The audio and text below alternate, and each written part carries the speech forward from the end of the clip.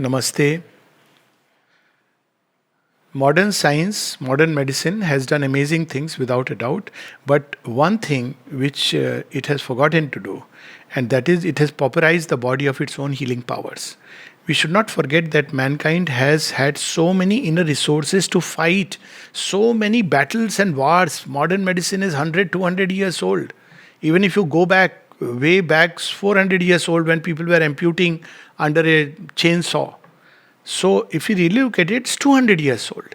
Whereas mankind has survived million years through God knows how many kinds of illnesses. So, how did it survive? It survived because something is there within the human system. In fact, within every system, every creature that is created upon earth is created with an intrinsic, innate ability to survive. This is how evolution happens. But when we start depending too much on external aid, then we lose our innate ability. And that is one of the fallouts of this pandemic that is going on. That people have become so much dependent on only medicine, doctor, ventilator, oxygen, as if that is going to survive them, help them survive. This is not true. We have within us the ability to survive, fight, and like any other illness. What happens when you have a viral illness?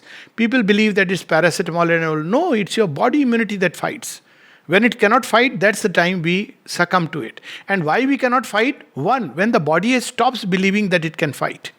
When does the body stop believing it can fight? When the mind tells it that you cannot fight it. You desperately need this particular injection, this particular tablet, this particular mode of therapy. Otherwise, you are done with. Because the switch of the body is with the mind.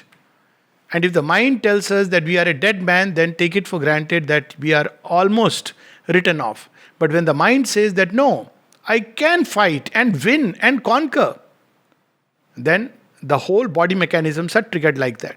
So that means that body has certain innate mechanisms to fight out, but when you load it with truckloads of medicines, now we see, all kinds of medicines, and some people are just popping pills from here and there. So what is happening to the body? Imagine if you are at home and you have to cook a meal for yourself and you have planned how to cook a meal. And suddenly your chachi, mausi, mummy, tai, everybody comes and says, beta, you don't go to the kitchen, I am going to make it. And every day I'll make it. Then after 10 days you would have forgotten even basics of cooking. This is what is happening today. That we have forgotten how to fight because we are being told you aren't going to fight. We are going to fight it for you. And we have our instruments and equipment which are called ventilators and oxygen and all this. They will fight for you.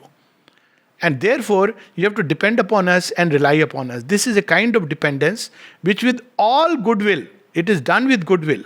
But it is an ignorant goodwill which is doing more harm because the body's eventual fighting capacity is becoming more and more benumbed and stunned.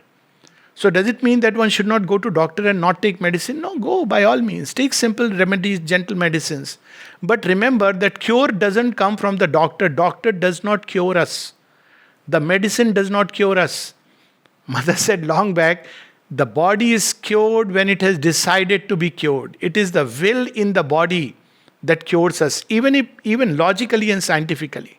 Medically, what really cures? Supposing somebody's immune system is gone completely, you don't have a zero fighting ability. Try maintaining with any number of antibiotics, nothing will happen. You will prolong life, after a point it will give in. It's your body that is fighting. So we must know how to really boost the body's immune mechanisms. After all, it is not a one-day fight or not a one virus fight. Epidemics, various kinds of fallouts are going to take place. Life is a series of challenges, nothing new about it. And for each challenge, through each challenge, the body learns to adapt. It's a living machine. It's not often I hear, things on WhatsApp that this is the doses of this medicine and that medicine. We are not going towards robotics. Doctors are not robots. Their job is to inspire trust. Otherwise, machine can, people can Google search and buy the medicine and get cured. The idea is to set into motion. Now, some people have so much faith into medicine that the moment they pop in this belief that I'll be cured. And very difficult in any research to segregate the two. In placebo research, what exactly is placebo research? Things which resemble like a medicine, they are given and people get cured.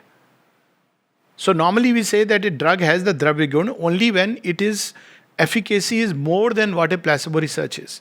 And by the way, where are these trials done? These trials are done in laboratories which are producing the drugs. Who does the trials? To start with, the doctors who are part of that pharma company. Who ultimately prescribes? The doctors who are very well looked after. Look at each meetings that happen in 5-star hotel and 7-star hotel.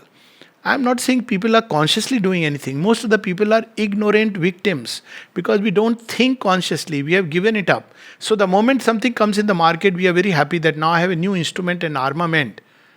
And also just look at it. What a tremendous ego booster it gives to a human being. To believe that he is the one who controls life. So let's understand that the original control of life is always in the hands of the only controller. He who has created, he controls life. And to refer back to him is the greatest wisdom. There is no greater wisdom than that. So people say, what if we die? Well, if you think that the creator cannot save you and a doctor can save you, then just too bad. Probably. So even when the creator saves, he saves. When you have faith in doctor, where does his healing capacity, healing energies come from? It is from the same source. His intelligence comes from the same source. His breath of life comes from the same source. His hope comes from the same source. You can tap into it directly. You can tap it through the doctor. Nothing wrong with that. But tap into it both ways. One small story with which this part I'll stop. There was a fakir, a poor man, not fakir of, but he was also a fakir in the sense that he was a mystic. So he goes to King Akbar. Now this goes with the name of Akbar. It could be with any king. So he goes to King Akbar while he's praying to God. So after his prayer is over, Akbar says, ask whatever you want to ask. He said, no, I have nothing to ask now. He says, why? I am the emperor, I can give you anything. He says, yes, I just saw you begging something from the creator. And if you can ask him and he gives you, I'm sure he will give me also when I ask for it. So form a conscious link with the creator. This is such a wonderful opportunity. So if we take it like that, this whole thing will become not a curse but a blessing because it will help us to grow one step further. Namaste.